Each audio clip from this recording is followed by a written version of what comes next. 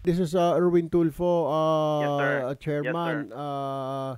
Sir, nagtatanong lang po, yung mga empleyado ko na ho mismo dito sa opisina at saka yung mga empleyado po sa Radyo Pilipinas are asking na bakit naman para daw insensitive ang pag-ibig wherein nagkukumahog ngayon na matataas ang presyo, halos hirap pagkasyahin ang sweldo, then suddenly meron namang, 100 pesos kung sa mga siguro mga kagaya ko ho, kagaya nyo, di ho masakit ito sa mga Opo. negosyante. Pero pag yung arawan laborer, mararamdaman ho nila yung pinch, ika nga, Deputy Executive Yeah. Officer Aguilar. Opo. Kong Erwin, thank you po for that question. Mm. Sinalang-alang po natin po lahat yan, Kong. Okay. In fact, yung po kasing decision to adjust po yung contribution rates was way back in 2019. Mm. But dahil po nagkaroon po tayo ng problema sa pandemic, Right. ay 3 beses po natin na na-postpone po yung ating adjustment po sa savings rates po ng mga manggagawa at mga employers. Ang ating naman pong layunin po sa pag-ibig sa pagtataas kasi magre-redown din po ito sa benefit po ng ating mga miyembro. Halimbawa po yung pagtaas po na from the 100 current rate to 200.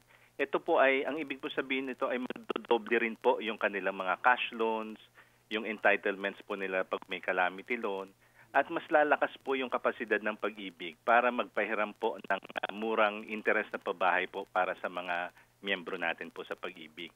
At the end of the day po, yung pong welfare po ng ating mga miyembro po ang aming tinanganan, Kong Erwin. I understand that, Sir Aguilar. The point is, what I'm driving at is medyo mabigat po. Sana, Opo. sa akin lang naman, sana, nagkaroon po ba ng consultation sa mga members po Opo. natin through their offices kung pag tinagdinidak, sabihin na, pang-asa-ngayon ba kayo para mas dumoble? Siguro a little bit of consultation Yes, wouldn't sir. have hurt, ika nga, di po ba? At pag sila nila okay lang, dahil doble naman. Pero ngayon mo kasi sir, parang wrong timing because everything is going up. Lalo itong gasolina. Akala ko nga kanina,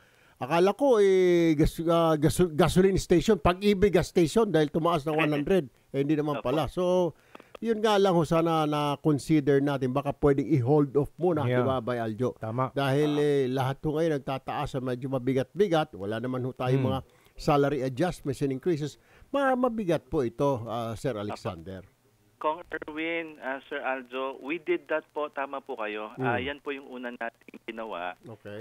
yung magkonsulta po dun sa mga affected sectors. In fact, kinausap po natin, nag-present po kami sa Trade Union Congress of the Philippines, yung mga Okay. kinatawan po ng manggagawa, yung Federation of Free Workers, Philippine Government Employees Association, pati po yung mga NGOs po ng OFWs. And they all give their support po, Kong Erwin, kasi nga, alam po ng mga organisasyon ng manggagawa na magre-redown po sa benefit nila. At ang pinakamalaking pinagpapasalamat po ng Pag-ibig, Kong Erwin, ay yung pagsang-ayon po ng employers na mag-adjust na po sa savings rate ng kanilang mga ng kanilang mga empleyo. At sa katunayan po, natutuwa po kami na nung nag-present po kami sa kanila ay daligyan naman po silang tumango.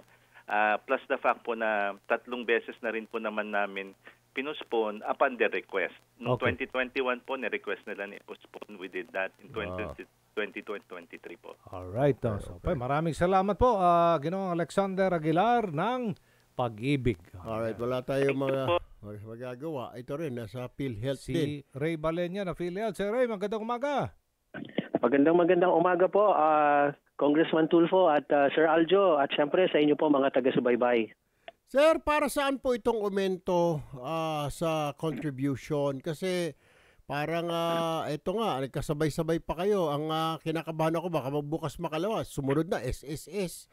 Ay, wag naman sana, Panginoon ko. At sinasabi ko kanina sa Pag-ibig, medyo mabigat ho ito. Maski na 100, 200. Lalo na ho sa inyo. Mabigat ho talaga ito. Parang hindi kaya wrong timing, sir, na hirap yung mga kababayan natin pagkasyahin ang kanilang sweldo. Pero and we have to do this. Must we do this? Ayan ho ang tanong ko sana, Sir Ray. Must we do this? Kailangan na ba? Ora mismo? Yes, sir. Salamat po for this question. Alam niyo po, Congressman, ito po ay bilang pagsunod po no sa itinakda po sa Universal Healthcare Law. At syempre, ang PhilHealth po bilang ahensya na tagapagpatupad po, talagang nananagot po tayo na ito po i-implement po natin, Congressman. Ngayon ay makakaasa naman po ang ating mga miyembro sa lalong mas magandang coverage sakali po nakakailanganin natin ng pagpapagamot at pagpapa-admit sa mga ospital, Congressman. Opo. Okay, so itong aumento po ng monthly contribution sa PhilHealth ay para sa dagdag benepisyo. Tama ho ba?